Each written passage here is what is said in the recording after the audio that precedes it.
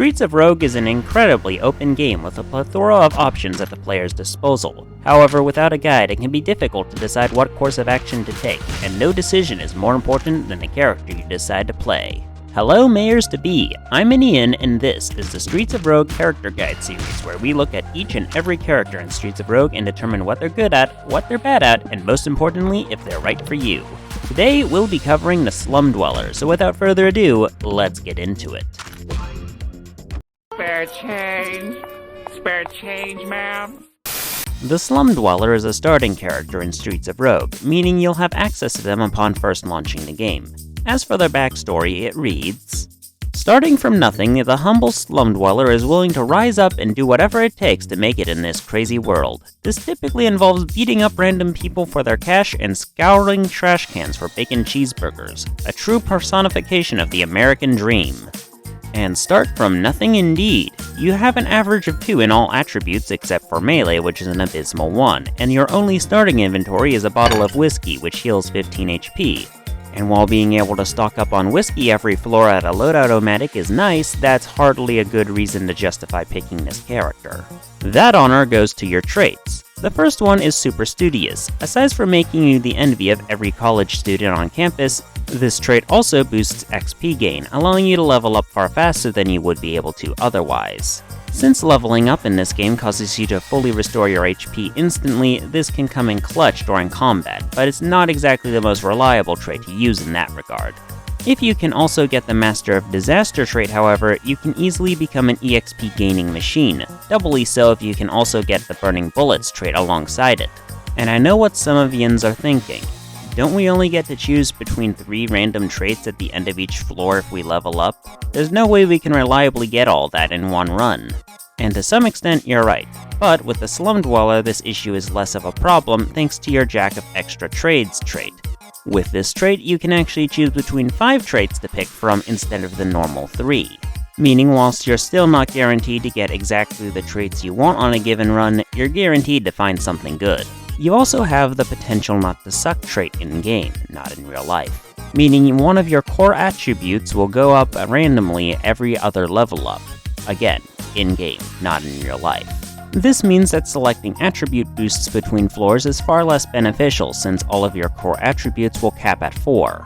However, since you're both unlikely to level up once you reach the Mayor's Village, as well as the fact that aside from fully restoring your health upon doing so, the benefits of leveling up in the first place are borderline non-existent, it's recommended to swap these traits out at an augmentation booth as soon as possible once there.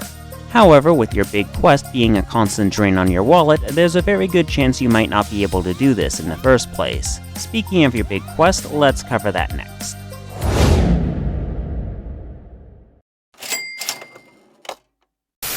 Your big quest is called Movin' On Up. In this quest, you must contribute a total of 750 money across your run via ATM machines or cleric NPCs, and this must be done in 50 money increments, meaning if you have less than 50 money in your inventory, you will not be able to contribute towards this big quest whatsoever. If you fail to make a payment because a killer robot blew up the ATM in a failed attempt on your life, you are forced to exit the floor early in order to avoid getting gunned down by super cops or something else otherwise preventing you from completing your big quest objective on time, you can still make up for this by paying an extra 50 money on the following floors at the ATM. However, there is a limit to how many times on a floor you can make a payment, so don't go thinking you can just stock up on all the money you need to complete this big quest, and then just finishing it all off just before reaching the Mayor's Village. You also lose out on XP if you fail to make a payment on a given floor, so it's best to treat this quest like your credit card and make the minimum monthly payment, rather than do what I do and just pay my credit card off every time I check my bank account whatsoever. Judge me all you want, I'm not the one in debt. I strongly recommend picking up the trait GPS if you're playing the Slum Dweller because of this quest. This is because GPS allows you to see exactly where the ATM is on a given floor once you open up the map menu, and I let you teleport to it as long as you are outside of a building and there's no ongoing disaster.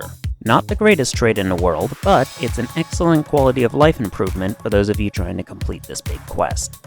I also recommend the trait Trust Funder for those of you trying to complete this quest. This is because Trust Funder gives you 40 of the 50 money you need to make a minimum payment every time you enter a new floor, meaning you only need to acquire 10 money every time you reach a new floor rather than 50. I strongly advise selling junk items to the local sellomatics as an easy way to help make the money you need. In fact, I advise doing this regardless of what character you're playing because regardless of what you're playing, you'll always have some use for money, but the same thing can't be said for whatever items you find along the way to the mayor's village. Upon reaching the mayor's village, if you are able to successfully complete your big quest, you'll evolve into an upper cruster, gaining a +1 to your endurance and speed attributes at the cost of 1 to your firearm stat.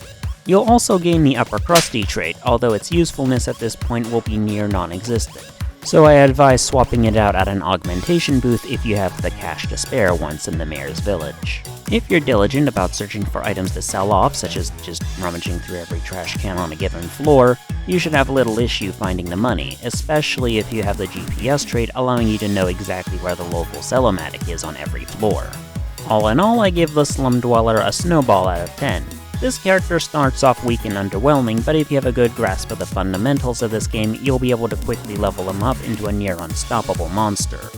That's all for now though. Like the video if you did, subscribe if you don't want to miss the next one, comment on what characters you want to see me cover in the future. I've been Ian, you have been you, and this has been the Streets of Rogue character guide to the Slum Dweller. And stay tuned, the Doctor is coming up next.